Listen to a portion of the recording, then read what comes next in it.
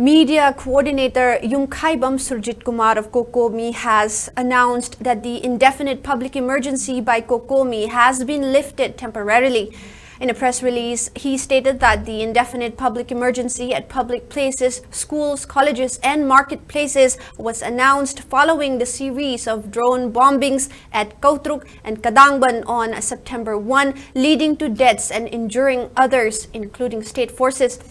Kuki militants carried out another rocket attack at Tronglaubi and Moirang on September 6, resulting to death and injuring of others.